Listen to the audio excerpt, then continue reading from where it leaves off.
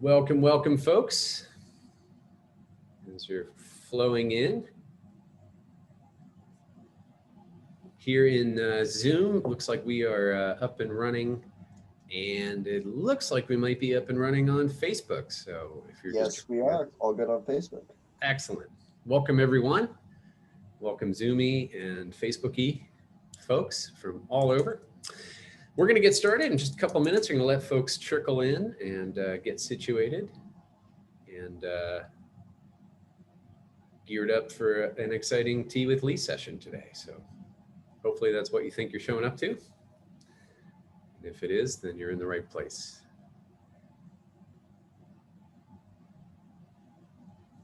Let's see here.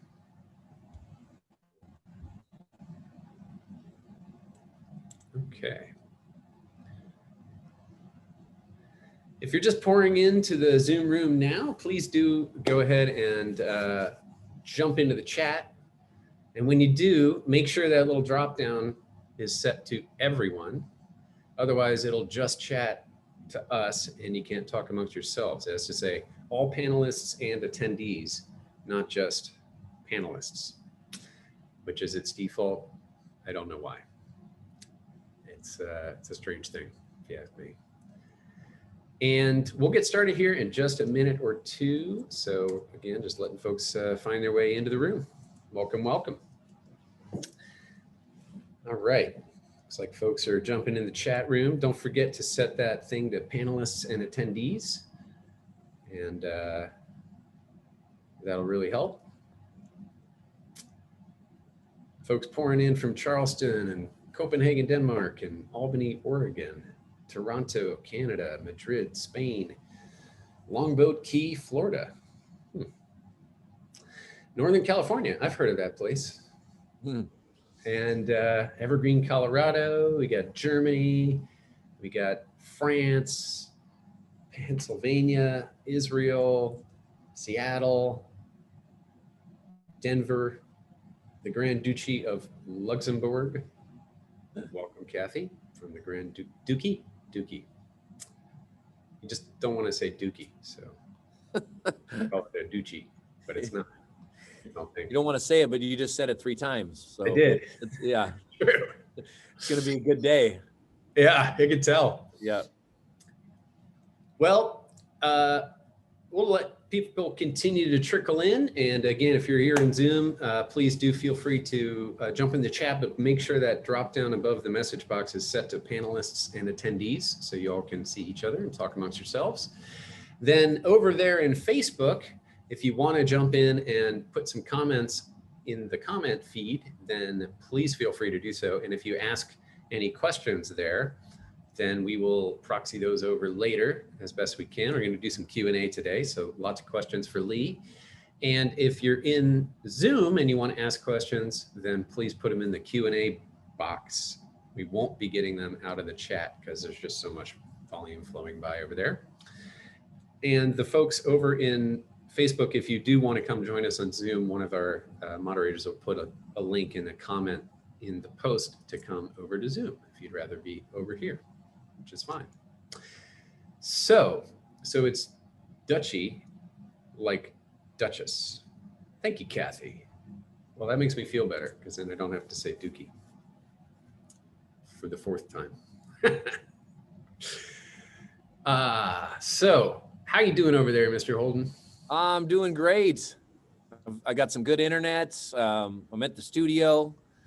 I got some good tea. So this is good. I got a big day ahead of me. I got, we got class and a podcast and some other stuff going on tonight. So I'm glad we're going to start off the day with a good conversation and some good tea. Excellent. Sounds great. So, folks, here's how this is going to work. If you haven't already got a cup of tea and you want to join us for a cup of tea, then please go ahead and get that. We're going to get settled, get situated. Lee's going to take us in through a little bit of an experience of getting present. And then a little bit later, we will dive into some Q&A. So if you have questions and you're in Zoom, please put them in the Q&A box. There's a button somewhere for Q&A.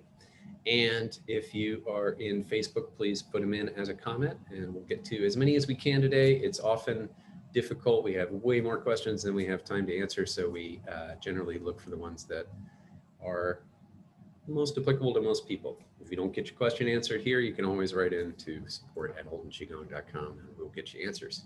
So there you have it. Mr. Holden, what kind of tea are you drinking today? You know, Ben, I am drinking that, what I called the Hawaiian tea, but I just had mispronounced misread the Chinese province of, what is it called? It looks Hawaii. Hawaii. Hawaii, yeah.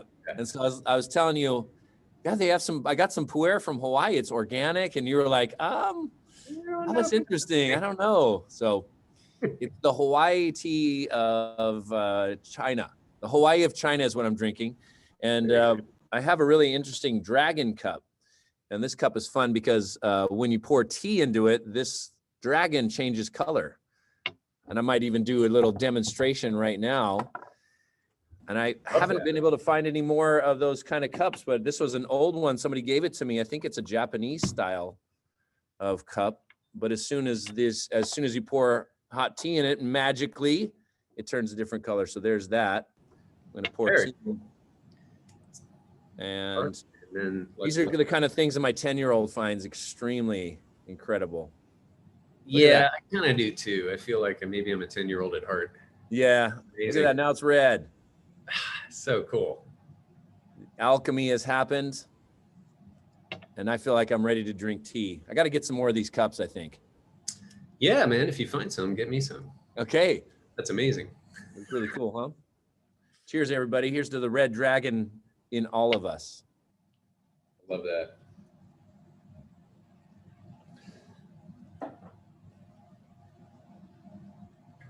How about you, Ben? What are you drinking?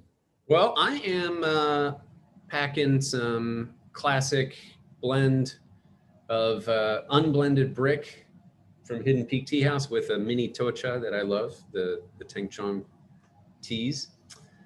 It's amazing. The combination is one of my favorites. I mean, I say that about a lot of teas, though. It's the trouble with tea. They're all just so good. The cup I'm drinking out of was a gift, actually, a very special gift. And it's, I believe, locally made. Kind of a rustic style ceramic with glaze. So here we go. Mm. Oh, that's beautiful. And somebody else in the chat just said they're drinking unblended as well. Excellent. There you have it. It's very pretty. Your unblended has become blended. That's what I do. Yeah, I would say unblended brick is probably the most blended of all the teas because it blends so well with everything. It's just got such a kind of right down the middle flavor profile that you can blend it with almost anything and it goes perfectly. Nice. All right. Well, I've got a full cup and it looks like you do too. Full little cup. I do got a full cup. Shall we take a moment and get present and let's do. Excellent. Well, everybody, thanks for joining today. Cheers. And we're going to do our little tea ritual where we're going to bring our teacup to our heart center. And let's just take a moment to stir in a little gratitude.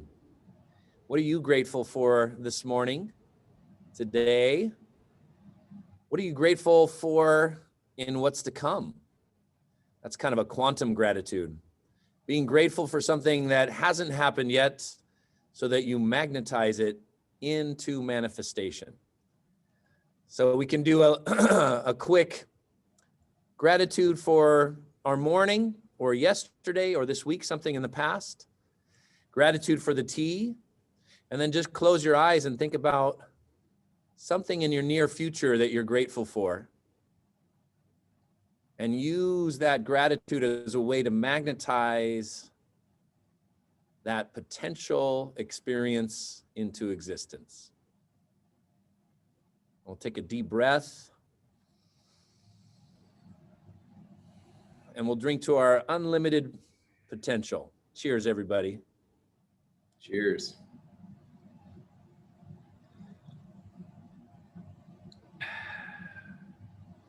Very nice.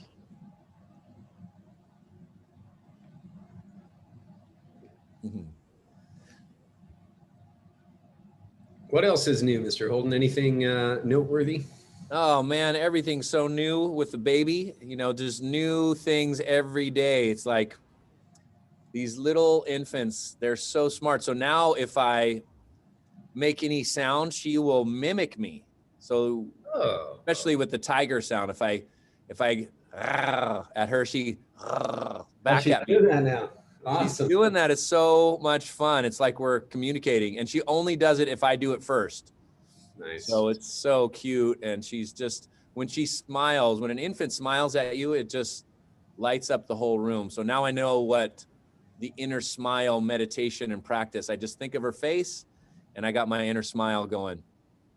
So it was fun. Last night I had my twin 13-year-olds, and they wanted something. So they made a deal with me that if they went on a bike ride, they could have their friend in their pod come over and play. And so they did a bike ride and a cold plunge with some breathing exercises.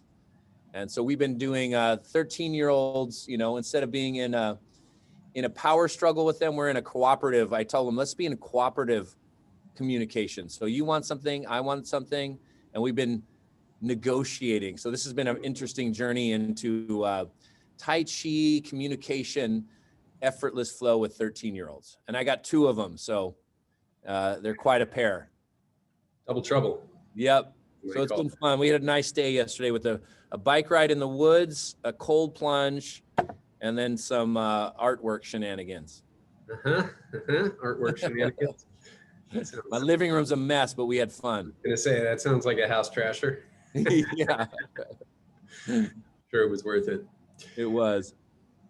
Great. Well, we're getting a few questions pouring in, as one might expect, and we'll get to those in just a minute. In the meantime, I see people telling us about all the interesting teas that they're drinking. So we've got a lot of different folks over here.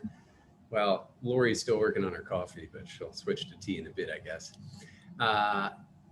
Genmai cha with maca powder and honey. That sounds like an interesting combination that I've never tried. I'll have to try that at some point. Got some Tulsi Rose, which seems to have caused some questions in the chat room. Horsetail tea. You ever had horsetail tea, Lee? I have not had horsetail tea. It's good. It's good for you. Ah, okay. Puka. It's not actual horsetail. That's the question my 10-year-old might ask. Yeah, if you like hair, I suppose you could make tea out of horsetail. But Yeah, I'm gonna have to ask my neighbor. yeah, She's got some beautiful horses. bring them over and see if they can make some. Yeah, let's do it. Maybe it's just that they stir the tea with their tail. Oh, okay. Could be a thing. Oh my gosh. Heavenly cream tea. I don't even know what that is, but it sounds good. Ginger and tea. Mm-hmm. Well, I'm so glad you all could join us for tea today. And those of you who are interested in asking questions, we got the Q&A box here in Zoom, or you can feel free to comment in Facebook if you're over there and ask your question that way. And we will start tackling those in just a minute. We'll get to as many as we can. All right. Let's see. All right. I see the You ready? You ready, Mr. Holden? Let's dive in. Ready. Let's dive in. Looks like we got some healing sounds questions. Is there a sound that will help with an arthritic shoulder? Hard to move and do any move because there's lots of pain. Yeah, shoulders are tricky. Sure. Shoulders are really tricky. I think sounds in general are mainly good systemically. They're good for circulation. They're good for the organs. That vibration helps to break up blockages. So I would say with a shoulder, let's look at the meridian lines that go through the shoulder and work on those sounds. So I would say lungs, with the lung meridian coming right through here, let's do lung sounds. And I would say do the vocalized lung sound with the Z sound and do it real strong. And then as you're making the sound, imagine that the energy is going right through that that shoulder area. And you could even put a hand there and make the sound and see the sound waves like breaking up the stagnation. Then do some things like get some acupuncture. Cupping seems to really help with shoulders, which a Chinese medicine doctor can do. and some alternating of ice and heat can also work. So with shoulders, they take some time to heal. Do your sound practice, do your movement practice, maybe even oiling the shoulder, slow movement as best you can. Get some body work, and then do some alternating of the yin and yang, which is ice and heat. About 5 to 10 minutes on, 5 to 10 minutes off. You could do it twice. Another healing sound question from Liz. When trying to support healing, in this case, digestive and liver viral issues, how often should we use individual healing sounds versus the whole set? How often throughout the day? And should we focus on the vocalized only or add in the whisper ones as well? These are great questions. Sounds are such a fascinating topic because sounds have been used in so many different systems for healing. Remember, sound is energy. Energy is Qi. So when we make a sound, you're vibrating the vocal cords, which vibrates the air. And then if somebody's listening, that vibrates the eardrum. It's all energy.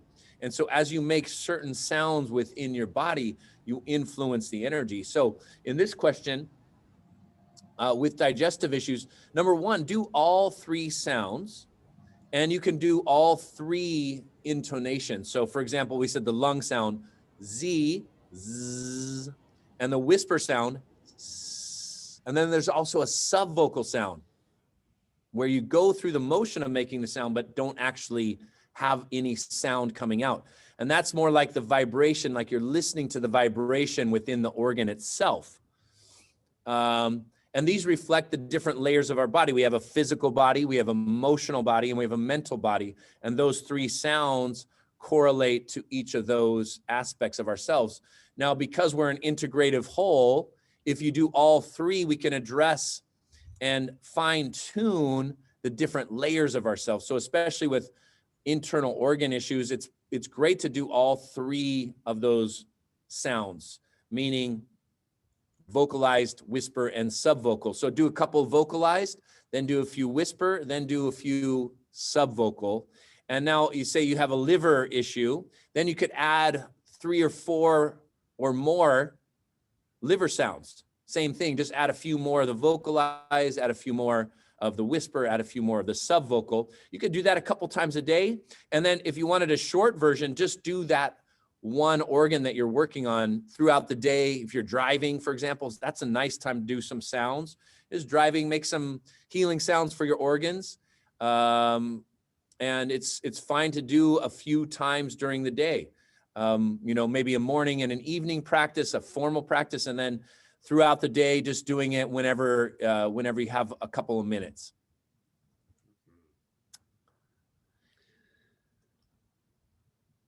And let's keep healing sounds. It's a great question. The sounds are, there's quite a few of them. There's half a dozen of them that we do for the emotional, for the 5 elements and for the triple warmer. And there is a course that goes into a lot of detail on that called the healing sounds on our website. You can find it under the products menu. And that's the easiest way to get at it, although they do make appearances elsewhere as well. So for example, if you're in the teacher training, you'll eventually come upon the module where we do the healing sounds and go into detail on that. And then of course they surface quite a bit in the subscription if you're a regular class attendee. Yeah, I love bringing in the sounds in the video class subscription, lining them up with flows, and just showing that it's not a rigid system. You know, we want to work our Qigong into our lives and make it applicable to us. And so that's what I like to do in our video class subscription, is just show that there's flexibility depending on our intention, where we're at in our lives or our day. We can use these energy tools to help improve the quality of our lives. And the healing sounds are really accessible, relevant, and they work so well. I mean, for example, healing sounds are great to do for better sleep, and just do a few healing sounds before going to sleep and you'll rest even better. So that's how I like to showcase the practices, especially in the video class subscription. Mm-hmm.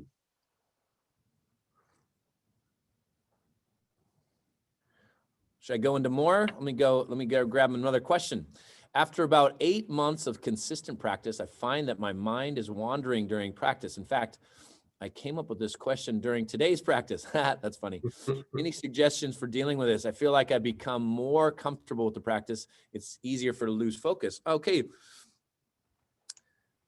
This is such a big question because what do we do? It's kind of like, what do we do with the wandering mind? And one thing that your practice will reveal is that your mind wanders. So you are finding with a more well-established observer that you'll notice the mind wandering even more. That's one thing that happens because you're more keenly astute to calmness in the mind. So as you start to practice Qigong, you're going to calm your mind. And then when the mind wanders, you're going to go, oh my gosh, my mind is wandering a lot because there's some stability there. There's a stronger presence. There's a stronger investment into the awareness and the observer. So that's one thing. You might be just more aware and more sensitive to the activities of the mind. When we're more aware of the mind, we can work with the mind. And so there's lots of things to do. In fact, sometimes people then get really fancy with their form. They change their form. They do a new movement. So then you have to learn and focus on the mind. But there is something really powerful about doing a simple movement and really observing the mind as it wanders and then bringing it back. So when we say mind, we mean attention. Where's your attention? Is it on the movement? Is it on the breath? Is it on the thought? So our attention will wander from movement, something in the present moment, to a thought. And that thought usually can be about the future, about something we're going to do, or about the past. Now, that process of observation is extremely powerful, and it's how we develop flexibility in the mind. So notice the mind wandering, then bring it back to the present moment. Bring it back to something that's right here. The breath, the sensation of qi in your body, the air moving through your fingers, and try to stabilize the mind again into the present moment. And then again, when mind wanders, notice it and bring it back. And that is the exercise to stretch the mind. So you can do more fancy movements so that the mind is paying attention to these new moves. Wonderful. But there is something very powerful about doing movements that we already know that are a little bit simpler so that you can stretch the mind into the present moment and notice these wanderings and really get to have a good look at the thoughts in our mind, because most of the thoughts bubble up to the surface of the mind. It's not like you've chosen those thoughts, they just arise. And then when they arise with awareness, you can say, oh, those are the thoughts I want to cultivate and keep. Oh, and those are the thoughts I'm going to transform and move away. This is deep work.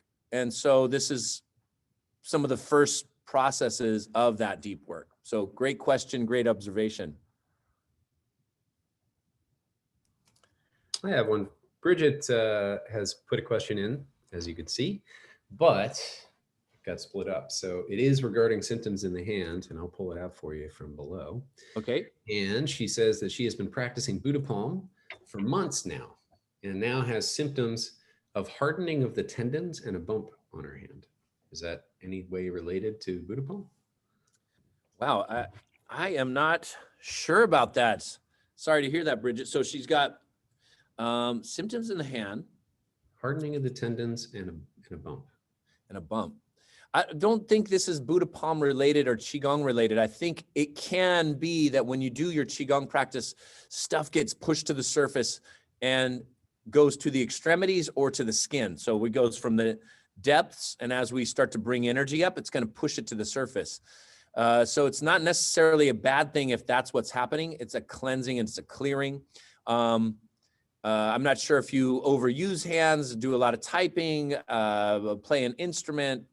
Those kind of things can also activate if there's a past history of those kind of activities, and then you're doing Buddha Palm, it can push stuff to the surface as a cleansing and a clearing. One technique, and this is not a very pleasant technique, and this is one training that we did with in Thailand, is putting the hands in ice for for a minute or two. It's kind of painful, but it's only 2 minutes. Then when you take them out, the flushing of the blood back to the hands is really good for circulation. And so I might have you try that. Hands in cold ice water for 2 minutes.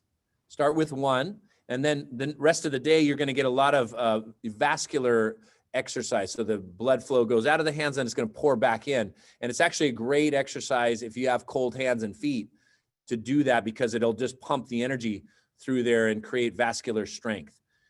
So I might recommend that as as an exercise outside of your Buddha palm practice. Very interesting. On a similar topic, Lori is asking, I'm experiencing arthritis in my fingers and hand from an injury that happened 24 years ago. Recommend things to add to my practice to restore balance. Let's try that. Let's try the ice water trick. And do that for like a week and see if that helps. But it just pumps the energy through there. With arthritis, you could do ice and heat. Now, we do have Qigong for arms, wrists, and hands. That's a great practice for arthritis in the fingers and carpal tunnel. You might even balance that out with Qigong for upper back and neck. If you hold a lot of neck tension, that often influences the energy in the hands. And so you could just alternate those two routines. But definitely do Qigong for arms, wrists, and hands. Try the ice water trick. And if you wanted to, you could also put it in some hot water too. Excellent. Patty is asking about the sleep info this morning, and if you have any recommendations for people to wake up in the middle of the night and then have trouble going back to sleep. Yeah, there really is 2 kinds of insomnia. There's the I can't fall asleep, and then I fall asleep just fine, and then I wake up. Sleep's a tricky one. We got to check our sleep hygiene. Make sure you're in a dark room. These screens that we're on all the time make your brain think it's daylight. So if you're on a screen and, within an hour before bed, you're going to be a little bit more awake. And so a couple of things. Hour before bed, no screen, no food. Watch your caffeine intake in the afternoon. Then for Qigong prescription, do your healing sounds before going to bed, and check out I did a whole workshop on sleep. So check out the Qigong for Better Sleep workshop. And I think that's on our website as well. Right, Ben? Yes, indeed it is. If you go to the previous workshops, and you may have to click through a couple of pages of those, but it's in there for sure. The Better Sleep. It's a good one. Yeah. And in video class subscription, I've done a couple of classes specifically, especially when we do like an afternoon class, I'll do a specific class for sleep. Right. Those can come in handy. Yeah, sleep seems to be a big one because, our yin energy is usually out of balance in Western society. So Qigong in general, the slow movement, the deep relaxation is going to cultivate yin. Yin is the energy of rest and restoration, relaxation. It's going to help you turn it off so you sleep better. What happens when you sleep better? Now you have yang energy. And so if we don't cultivate our yin, often we don't rest well, then we don't have yang energy the next day. And then we get wired and tired, and it's kind of a vicious cycle. So this is why Qigong is so healing. It really helps to restore yin energy, which is all about being in the moment, connected to being rather than doing, and resting and calming the mind. And so those are the benefits of a yin type of practice.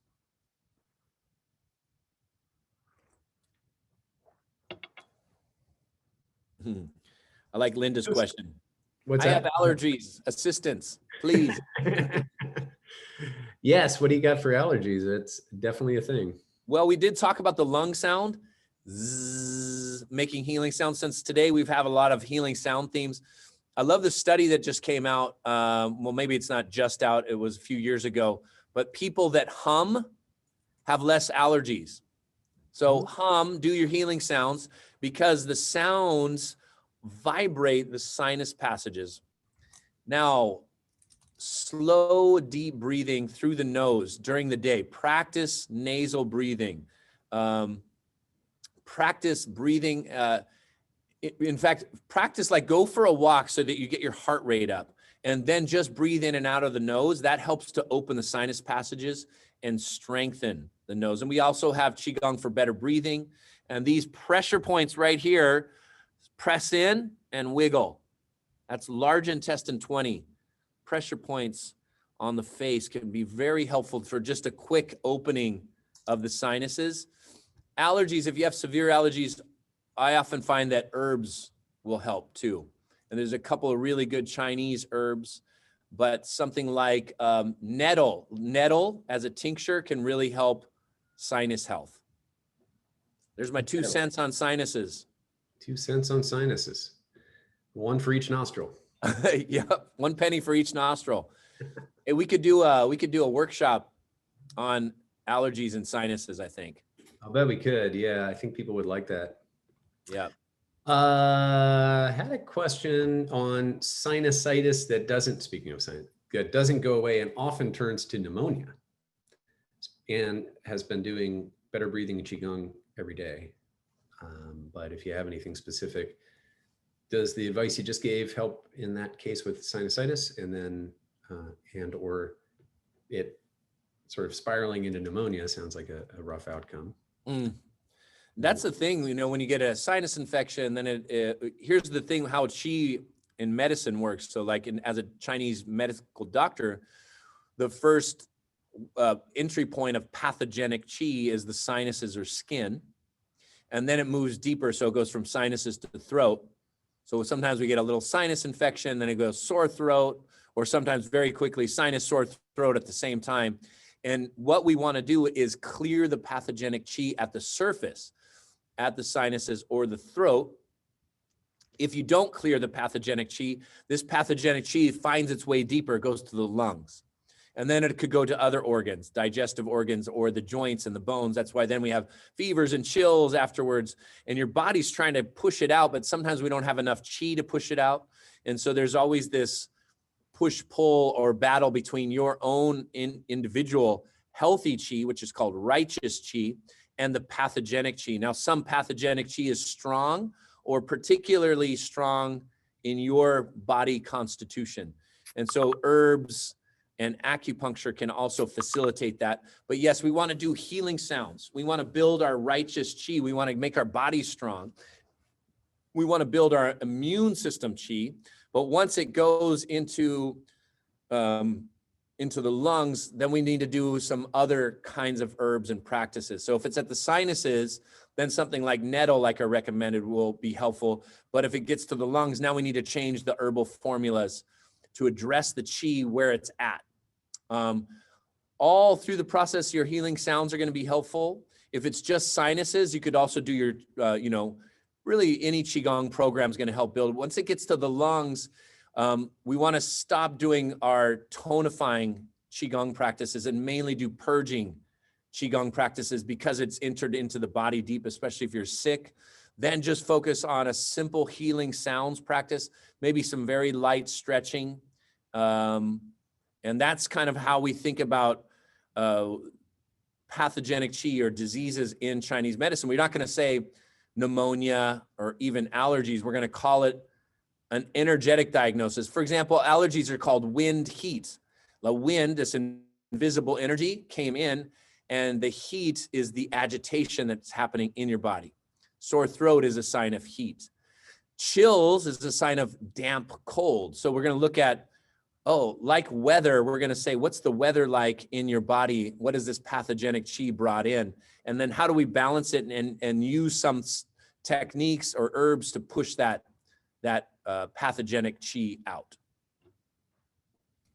Makes sense to me. It's so interesting, the herbs that, there's so many herbs that you take when things are rough, but then there's other herbs that you can take all the time. And, yeah. It's kind of like Qigong, right? There's certain practice you want to do a lot of purging when things are bad, or you have stuff in you that you don't want in there. Yep. Then you've got these tonifying herbs and tonifying movements and practices. If you do all those together, then you really build up a lot of Qi, which also helps you not get as sick in the first place. Yeah. Well, they call pathogenic Qi as like a robber has invaded your house. Mm-hmm. Now, when there's a robber that has invaded your house, you're like, please leave, let's get you out. And if you do too much tonifying, it's like the robber came in and you give them a nice meal and you're going to make them feel really welcome. They're not going to want to leave.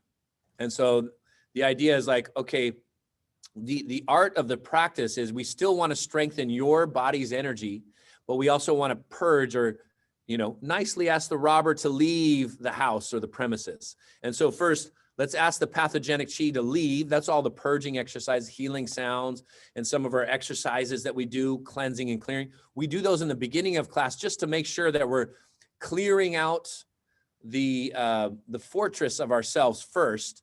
And then we're going to now nourish all the good energy that is so keenly attuned to you and make your own energy stronger. When your energy is so strong, when you're so full of righteous Qi, it's very hard for any of the invaders to come in because you're so full. It's like you're really strong and powerful. Now these invading energies can't get into the fortress. And that's kind of a metaphor in Chinese medicine that they use.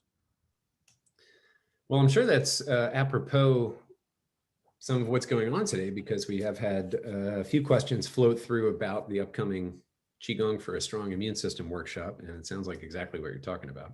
Yeah. A lot of folks here obviously have the immunity emergency kit with some of those core routines and a little bit of stuff on the Wei Qi field. How is the workshop going to be different is the question that's been coming up the most. Oh, well, the workshop's going to be different.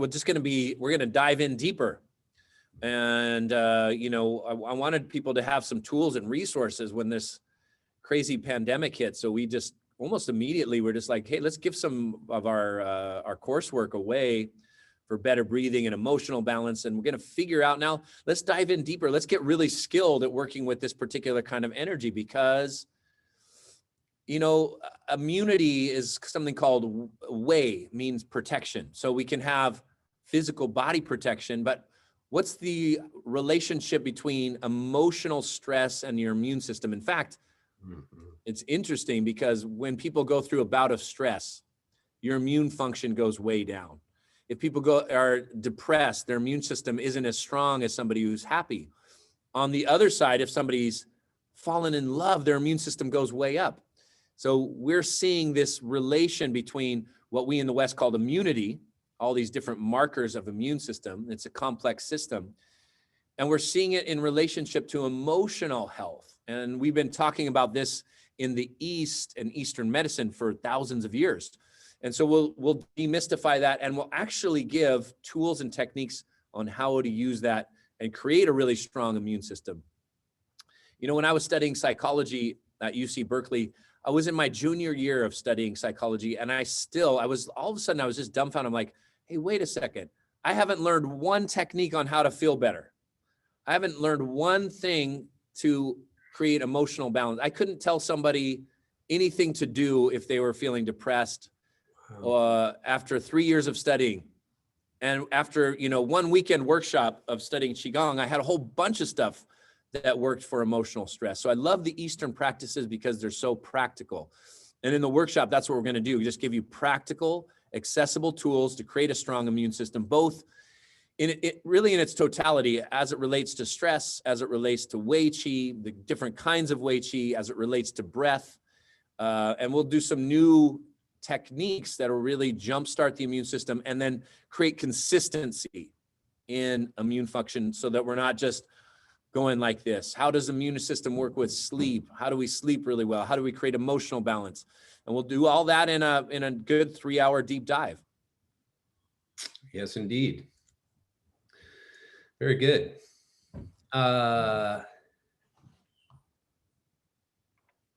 Okay.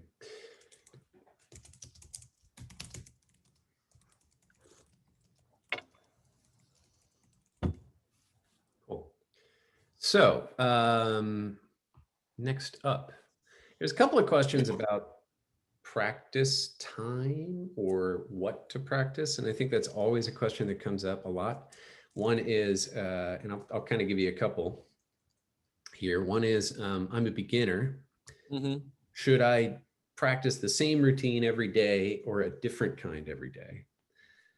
And then meanwhile, another question that's a little bit apropos is, if I get up in the morning, does it make sense to do just 10 minutes first thing in the morning, or wait until later when I can do a longer routine, or both?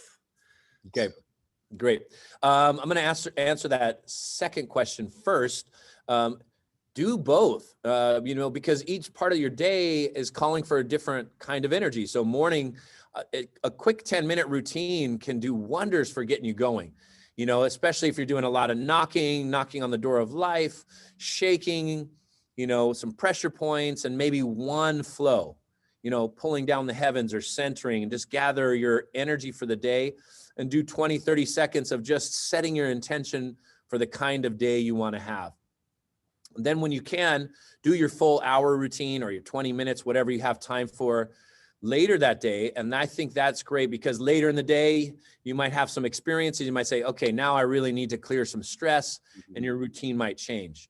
And that kind of segues into Jeannie's question about, I guess that's not Jeannie's question. That is somebody's question about, as a beginner, should we do the same routine or should we mix it up? And it's fine to do the same routine for a little while. My recommendation is to do the same routine maybe 3 times a week, and then do a different routine those other days.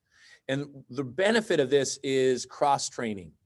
It's like you go for a walk in the woods one day, and then you go for a swim 2 other days. You're going to get a better workout and a better, a better response in your physiology. Well, you get a better response in your energy physiology by mixing it up. And that said, some people just learn a routine and they just do that over and over and over again. And there's a way in which we can get deeper with that. So what I like to do is cycle through certain routines, and people will see this in the video class subscription, is that we'll go through periods of time when we'll focus in on the 5 elements, and then we'll let that go for a little while, and we won't do it at all for, a few months, and then we'll come back to it. And that's the nice thing about the video class subscription, is you don't really have to think about your cross training, is that I cross train and take you through different routines based on seasons, based on time of day, based on what's going on in the world. And we work energy that way. So mix it up if you can. If it's just simple to do the same routine over and over again, it's better than not doing anything. And you can get some depth with that. But my recommendation, do the routine. Let's say you're doing 5 elements, do it 3 times a week and do something else the other days. And then after a few months, change that 5-element routine to something else that you're consistently doing, and then keep mixing it up as well.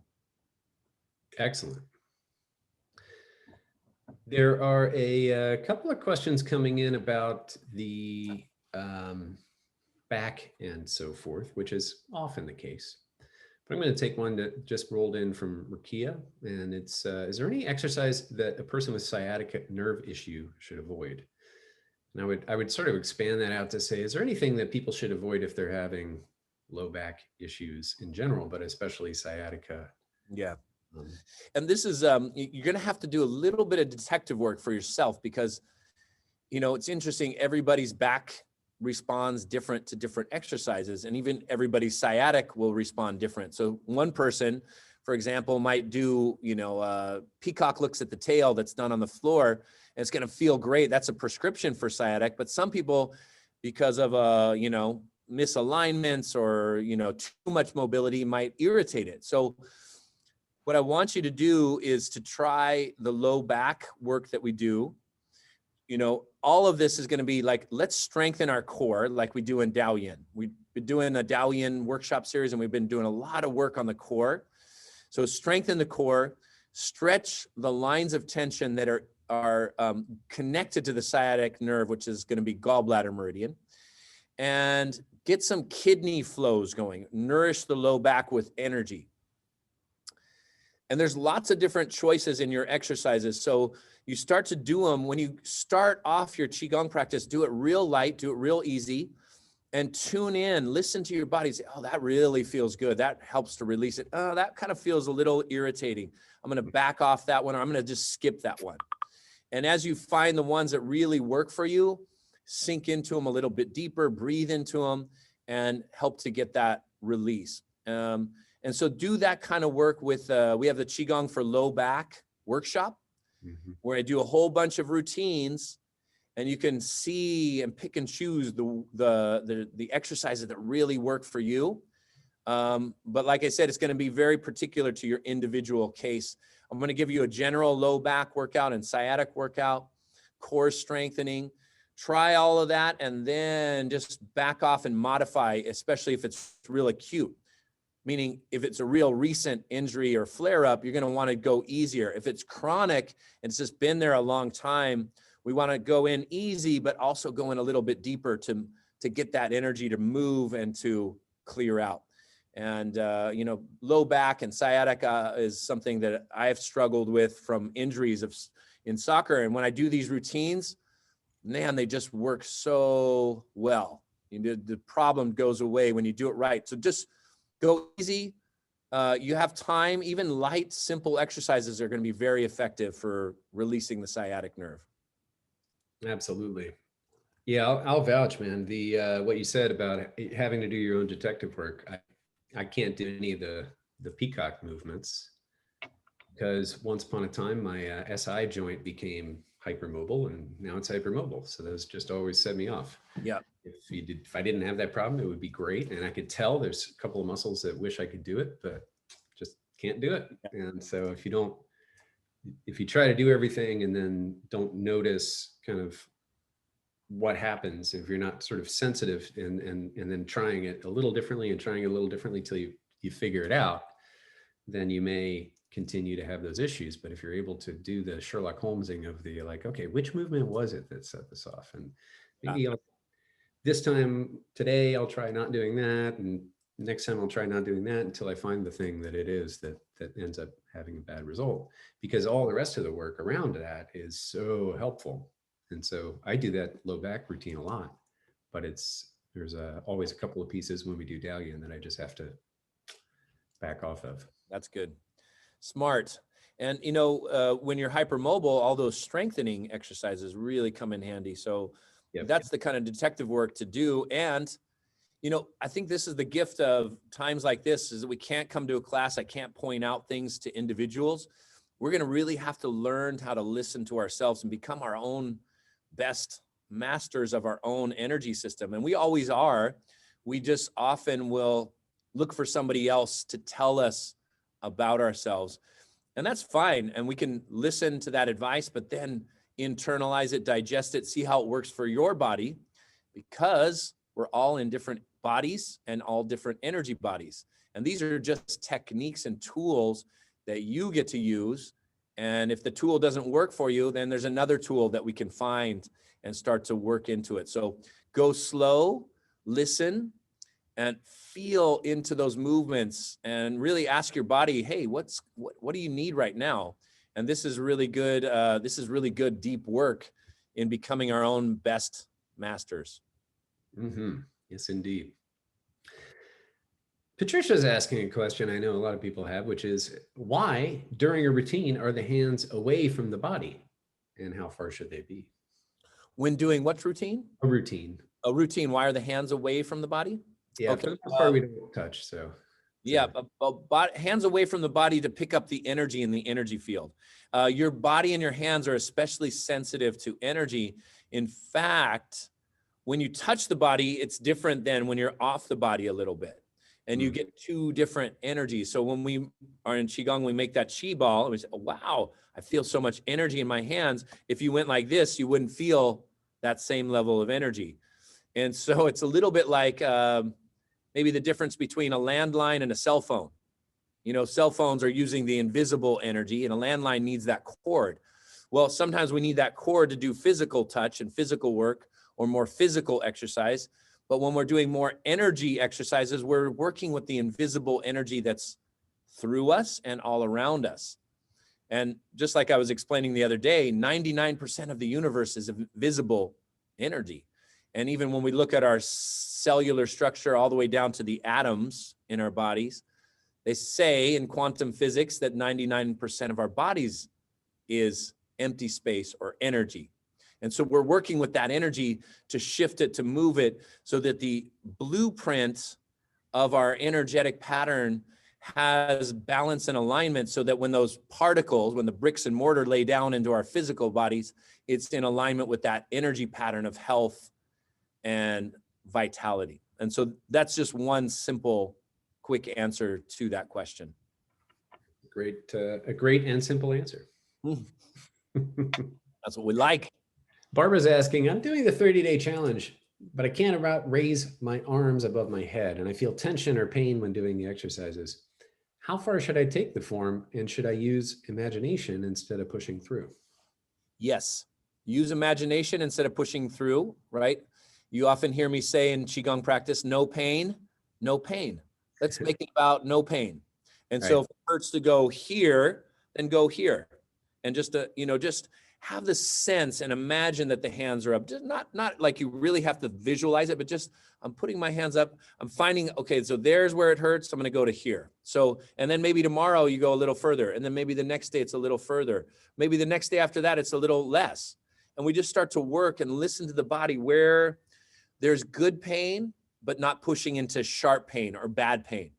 Good pain is like a deep tissue massage, like, oh, that feels good. That stretch feels good. I'm loosening up, I'm stretching the tension, and my body's gonna respond in positive ways. Oh, that pain is sharp. I'm gonna back off that and get circulation of energy into those areas. Any movement is good for your body. When you align breath, movement, and energy, it's gonna be good for your body. Remember, your mind and your energy create a healing response in your body. So use that. It's less about the physical movement and more about the energy movement. And that's the beauty of this practice. It works like magic if you're working the energy. But if we're trying to just always do it from a physical perspective, that's where we need to create that shift in our consciousness, that we're not just moving the body, we're moving our energy systems. And we can move the energy systems through the breath. Simple visualizations move energy. Breath, visualization, and body move energy. So primary, move your energy, your body responds with health and vitality. And this shows up even in Western mindset and Western medicine, mind over matter. If you believe this pill is gonna heal this ailment, it will. So we skillfully use the energy of mind. Mind is energy. It's invisible life force energy. Nobody's gonna open up your brain and see your thoughts. It's invisible. So use the energy to create that healing effect in your body. Excellent. You mentioned a few things about evening work. Actually, multiple people have asked the question today, what time, how far before bed to do the PM routine? I assume they're referring to the one in the subscription. And that's a great question because it's definitely not a sitting on the edge of your bed routine. It's a winding down for the evening routine. So how far ahead of bed should people do that? And I would say also the ones inside the sleep workshop would be a similar question for some folks. They can be used, I would say, anytime from the late afternoon into the evening. Some people, again, it's a little bit of work on yourself. Some people, if you do right before bed, it might give you a little energy. And some people that do it right before bed, it gives you just the right amount of energy so you sleep well. With sleep, it's a little tricky because we're depending on our day and how much mental stress we have. But that routine is designed to do a little bit later in the day to cultivate that yin energy, to clear the stress of the day so that you unwind. It can be used, let's say, right after work to clear the workday. And I would say, in general, let's do 1 to 2 hours before bed is ideal. Excellent. I think that's very helpful. Michelle is saying, question from her modeling profession. She was advised to hold in her stomachs or hold in the belly. And I think that's a common thing, not just in the modeling profession. Yeah, but especially when we're like needing to present, and I think for women, all of us actually, but we just like, I need to present the person I'm presenting to the world is different than the person that's actually inside here. So we suck it in, hold our bodies tight. We go out into the world with a certain persona. And unfortunately, it's not the most natural. And so we want to be able to, with breath, is engage the abdomen, because that means your diaphragm's coming down. That means your internal organs are getting massaged. If the internal organs are getting massaged, they have energy and vitality that delivers that energy to the rest of the body. So be conscious. Oh, I'm holding my belly tight.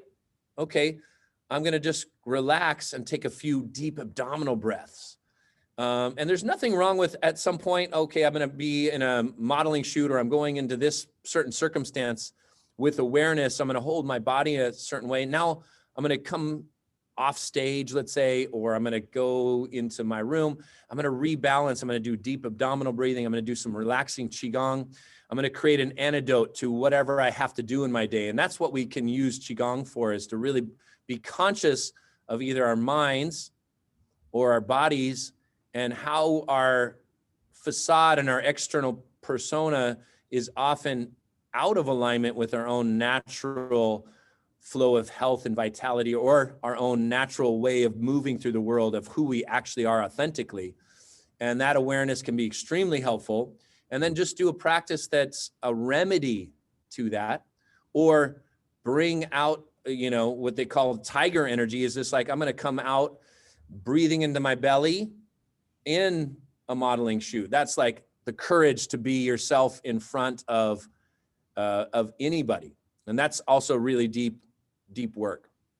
Very interesting. Yeah, it's such a constriction of breathing, right? If you're really sucking everything in, compared to this deep belly breathing that we do, that really gets everything flowing. So it's an unfortunate thing for a lot of us. Yeah. Yep. The question that somebody is asking about the, actually, there's quite a few questions about this particular topic. People are asking about when they come up from being bent over for a period of time, they end up feeling dizzy. There's like 2 or 3 different questions around this. That's normal. Just come up slower. Come up slower. Come up slower. Doesn't mean don't do it. It's come up slower, hands on the thighs. Come up if you feel a little lightheaded, just pause, take a few deep breaths, reacclimate. You know, one of the things is that we're out of balance. So most people have too much yang energy in their heads. Mm-hmm. And so when we do Qigong and come up, the yang will drop down as a way to keep the mind clear, but sometimes it drops too fast and we feel a little disoriented. Mm-hmm. So come up slower, pause between maybe that coming up and the next exercise to take a few deep breaths, and then go into the next exercises. Yeah, it happens to me occasionally. It depends on what's been going on and how much I've been doing, but also I kind of like it. Yeah. Some people really enjoy that. Oh, my head's lighter, my mind's clear. Yeah. It's okay. Yeah. It's a way to get high without drugs. So yeah, it is. That's Qigong in a nutshell.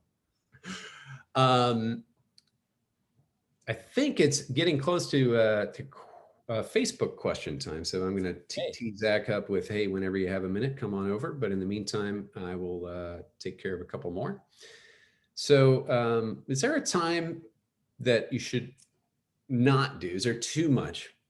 Somebody's asking, she actually does 2 hours in a day over about 2 or 3 sessions. Is that too much, or is it okay?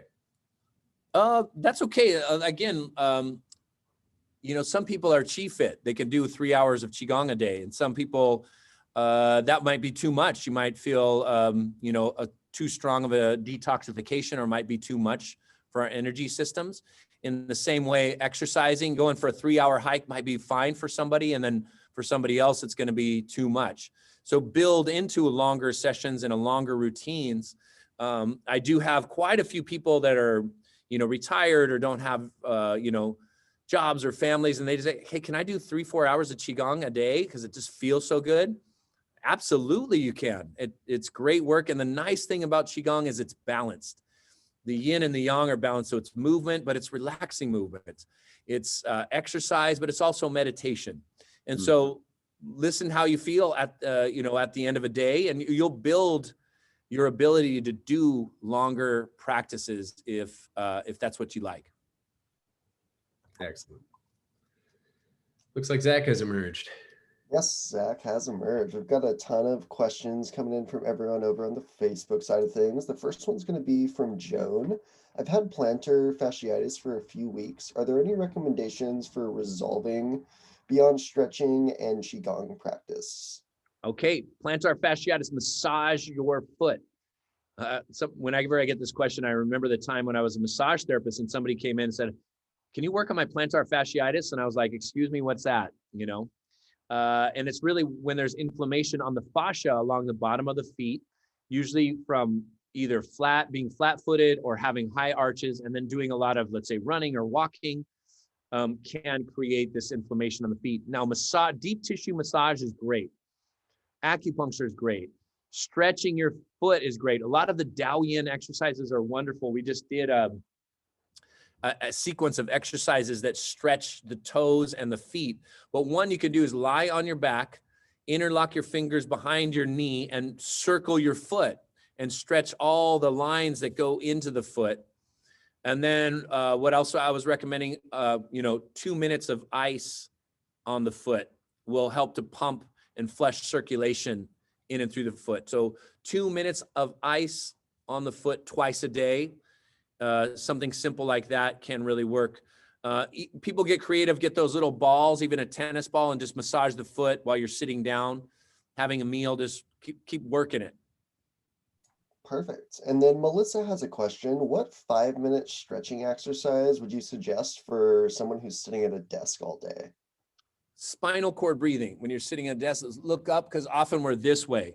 And so when you go back and forth and taking some deep breaths, inhale, exhale, that's a great chi break for long periods of sitting at a desk. Nice. I'll keep that one in mind. And Christy is asking, I had a spasm in my lower back about 3 years ago and still feel the tightness and pain in that location on a regular basis. Is this trapped energy and how do I release this? Or is it something else altogether? Yeah, it is trapped. Trapped energy is a good analogy. Also think of it as stagnation. So there's something that's blocking the energy, whether it's a boulder in the river, whether the river got sidetracked and the water is now going somewhere else from injuries. Careful with low back. Don't sit for too long in any one position. Make sure, like some people they have low back problems, but they sit and read in bed in a really funky position for maybe an hour or two, or they sit in a very unergonomic couch while they're watching TV. And even when they do their exercises, you might get some relief from the exercises, and then the seating or the posture that they take later in the day then irritates it. Then you do your exercise and makes it better, and then something irritates it.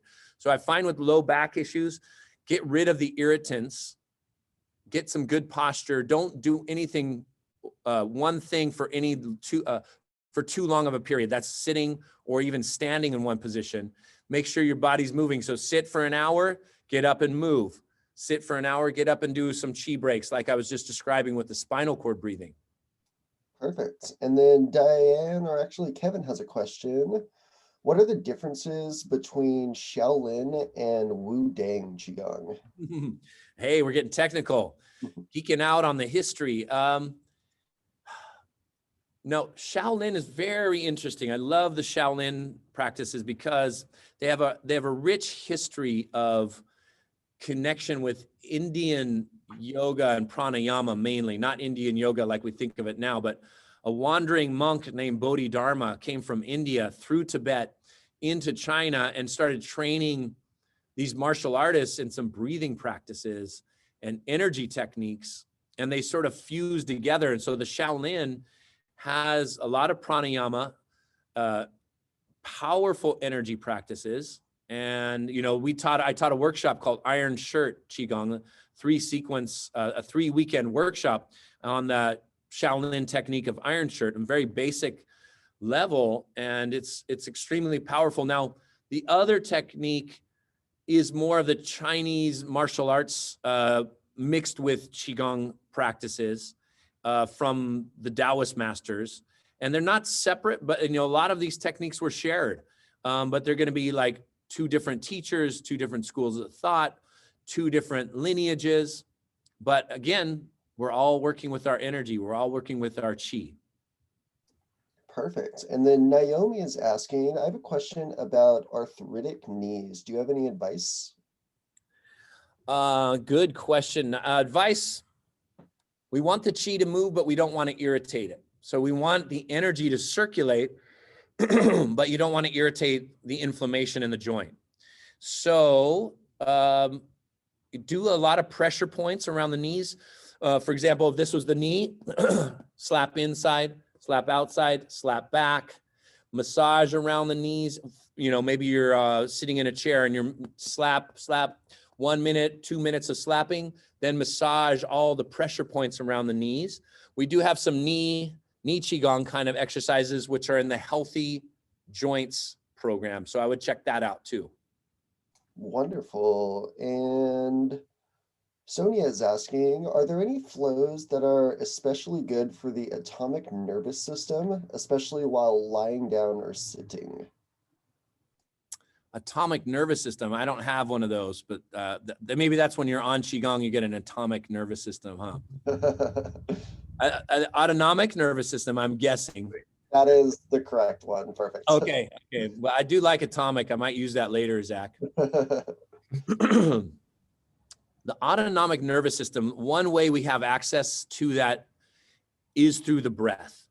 Now, the autonomic nervous system is controlling all the functions of your body, like your heartbeat, like your digestion, everything that's happening without you thinking about it is the energy or the chi of the autonomic nervous system.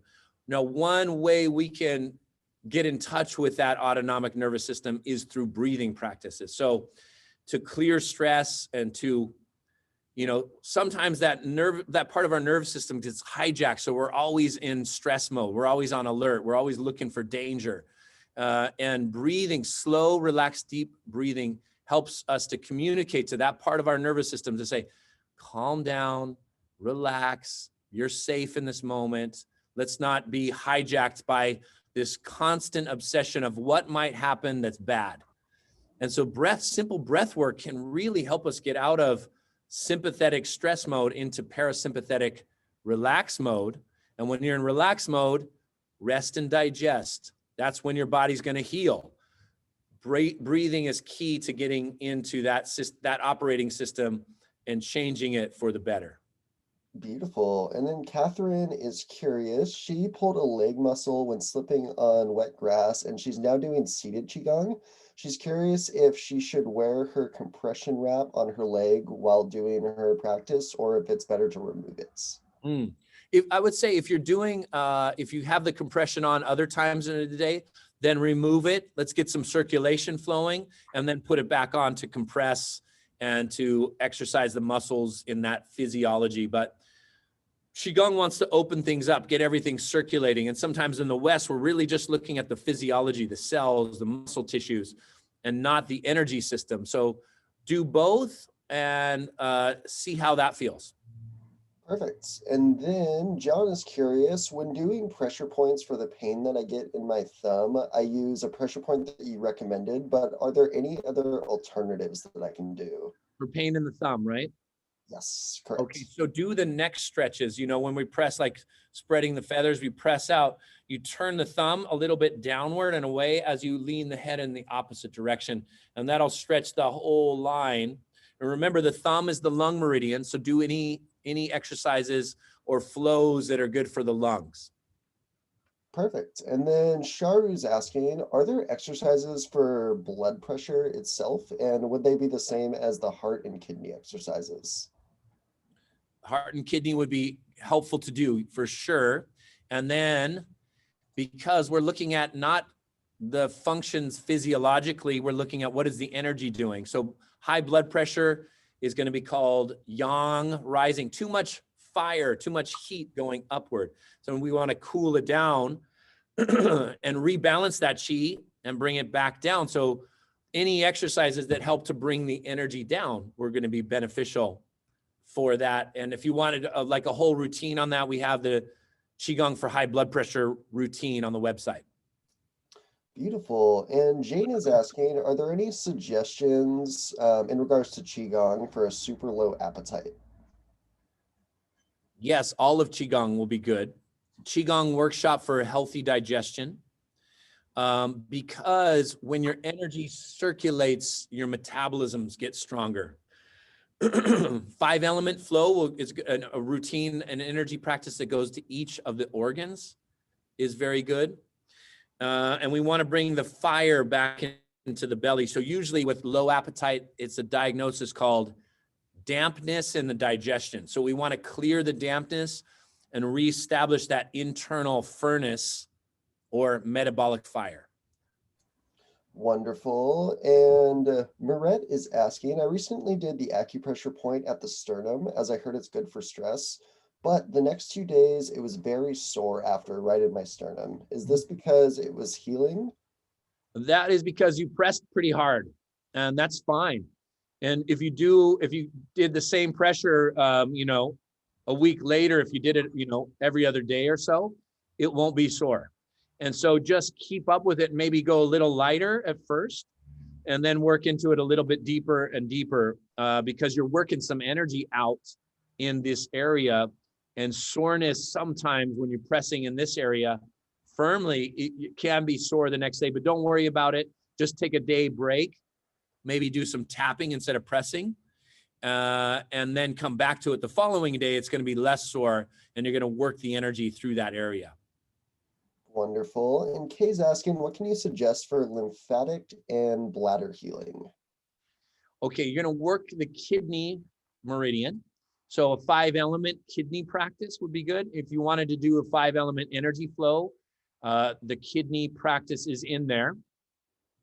We often are doing those kind of exercises in the subscription. And then when we look at the root cause, often it's some stress in the system. So systemic de-escalation of stress will really help. And Rose is asking, I have a rotation at T2, and it's as a result of a car accident that I had in 1997. Can you recommend some flows for this? And it is a stress point for me when I'm tired, for instance. Yep. Okay, so the Qigong for healthy spine, we did that as a workshop, and we even have a specific routine in the video class subscription that's always there. And just do it real nice and easy, because we don't want to irritate again, but we want to get some energy moving. So exercises like the wave, where you're waving the spine, or the turtleneck, nice and easy, and just bringing that nourishment and flow into those areas. Spinal cord breathing is going to activate the cerebral spinal fluid, which will be healing for that as well. Beautiful. Diane's asking, is there a quick focusing technique through Qigong that we can use in preparation for meditation? Well, in fact, Qigong was used before meditation so that meditation became so easy, because once you clear old energy and you tonify and do your flows, when you sit down to meditate, you're already there. You're in the meditation. Remember, meditation is the relaxing of the body and the waking up of the mind. Like we go to sleep, we relax the body and we fall asleep. When you meditate, you relax the body and you wake up. And so we want energy circulating through us, so body feels good and relaxed, and then your mind starts to wake up to its potential. So definitely all Qigong, but especially flows, will be good for pre-meditation. Beautiful. And last question on the Facebook end of things, and I will definitely butcher this, but Angelica is asking, what do you recommend for colitis or ulcerosa? Colitis? That is it. Yes. Okay, so again, the inflammation gets helped when we get out of stress. And so let's bring that to the digestion and all the internal organs. Very simply, healing sounds and 5-element routines. Do 5 elements in the morning and healing sounds at night. All right. And then we're all set with Facebook questions. Thank you, Zach. My pleasure. Okay. Well, folks, we are going to give you an opportunity. There's going to be a time for just a couple of face-to-face questions. And as I always do, I'm going to lower the hands of the people who haven't raised in case they wandered off. And now, if you want to, you can raise your Zoom hand and come up on screen and on camera to ask your question. Zach just put some instructions on how to do that here in the chat, and we'll have time for a couple of these, maybe a few. So please feel free to raise your hand now if that is you and you'd like to come up and ask your question directly. The instructions are in the chat. Basically, you either click the reactions button. There might just be a raise hand button now, actually, which I'm seeing on my menu bar, or sometimes you have to go into participants to get at the raise hand button, depending on which version of Zoom you have. So it can be a little bit complicated. And we are going to go ahead and start with Karen. And Karen, ooh, people jumping around on me. Hold on a sec. There we go. Karen will be popping back in here in just a second to say hello. There we go.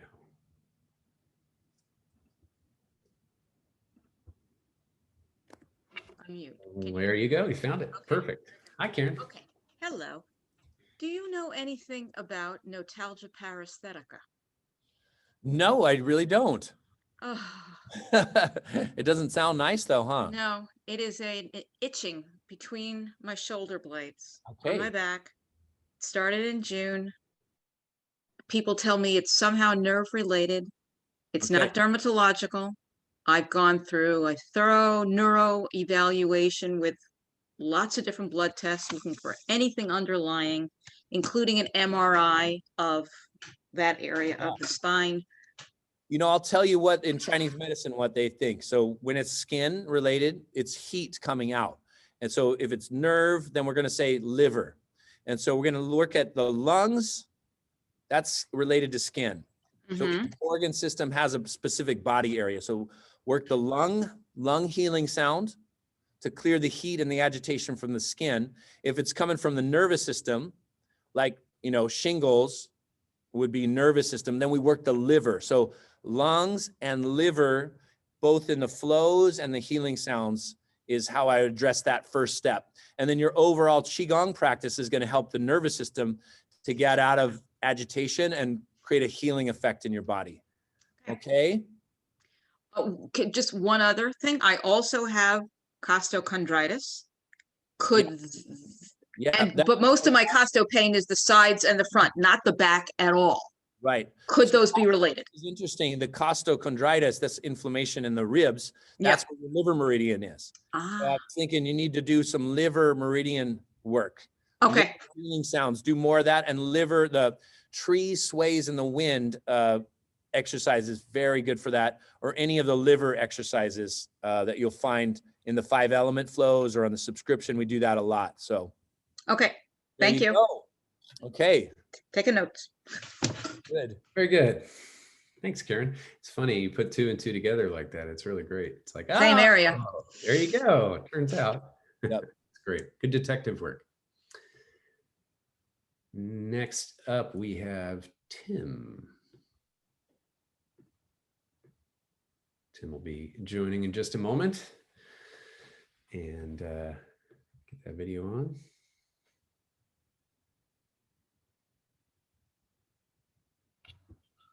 There you go. Got audio. Hello there. Can we get the camera too? How do I do that? I will hit the magic button that prompts you to hit the magic button. Where's the magic button? Hey, look, there we are. How you doing? Hi there, Ben. I'd like to ask what I can do for acid reflux and too much acid production, and what I can help my nervous system with. That's no fun. So No. here's in Chinese medicine, acid reflux often is called rebellious stomach qi.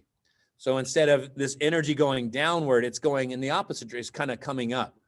And so we want to calm the stomach energy. So what creates energy going upward? Too much heat. Oh, so basically we want to cool the system off, so clear stress, and we want the energy to go downward. So an exercise like inhale and exhale, pulling down the heavens real slow can help to calm that down. So in general, Qigong is going to be helpful because it's going to help the nervous system. And then you could do very specific kind of work for the digestion, like looking at the Qigong for Healthy Digestion workshop. And that'll really help put some energy into your center, calm the nervous system, and bring the energy down. Thank you. You're welcome. Thanks, Tim. Very good.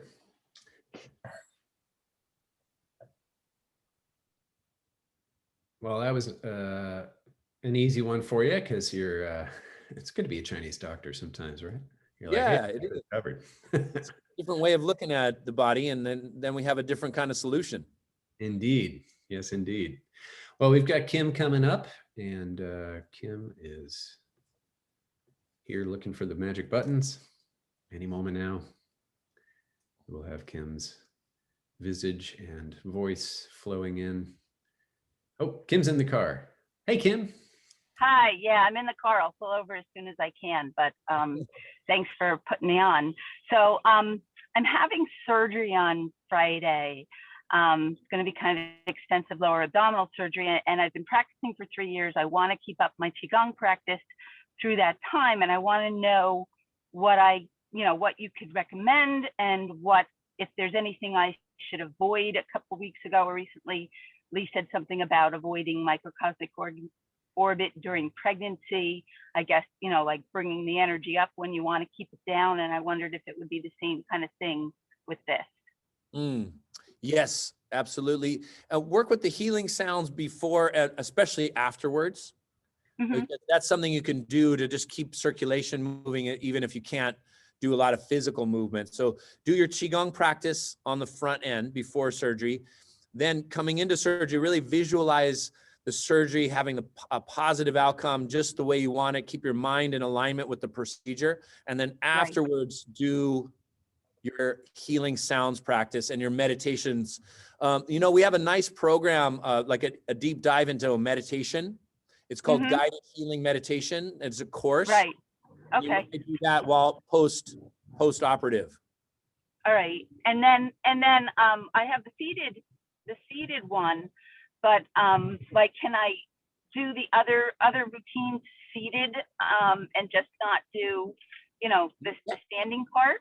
You absolutely can. Just modify and do the routine seated. So you can healing sounds, meditation, then you're feeling a little better. Now do them seated. Then you feel a little better. You come up to some light standing. Just don't push it. And just gradually work your way back up into your practice. And And how about how about Buddha Palm? Buddha Palm you could do seated too, for sure. It's a great, seated practice. Yeah. Well, good luck. We're thinking about you. Awesome. Thank you. Good luck, Kim. You're welcome. Hey, Ben, I'm not sure if you got my note, but I'm doing a body electric podcast coming up on the heels of this. Right on. And that sounds pretty cool, right? It does. The body electric. I've heard of that. And I've drank so much tea, I need to use the facilities before I go into my next hour and a half call. All right. Well, it sounds like that's a wrap, everybody. A couple minutes early here. So if you are part of Dalian, we're going to have another Q&A coming up in a little bit, so you can get your Dalian questions answered there. In many cases, if you're part of the teacher training, we got more of those coming up.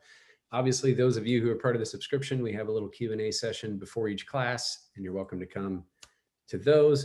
And if you didn't get your question answered here and you don't get it answered in one of those ways, you can always write in to support@holdenqigong.com with your questions, and we will get you an answer, whether that's one common one, because we have a lot of answers already, but often we have to ask Lee in order to get you an answer because we don't already know the answer. And the support team that way. Yeah, exactly. We got a lot of great questions. They'll find their way to me. They always do. Yeah. So thank you so much for joining us, everyone. We will see you all on the next, whatever it may be, class, tea with Lee, practice party. Come on down and join us again. And we hope to see you all very soon. Thanks, Ben. Bye all. Thank you. Bye all.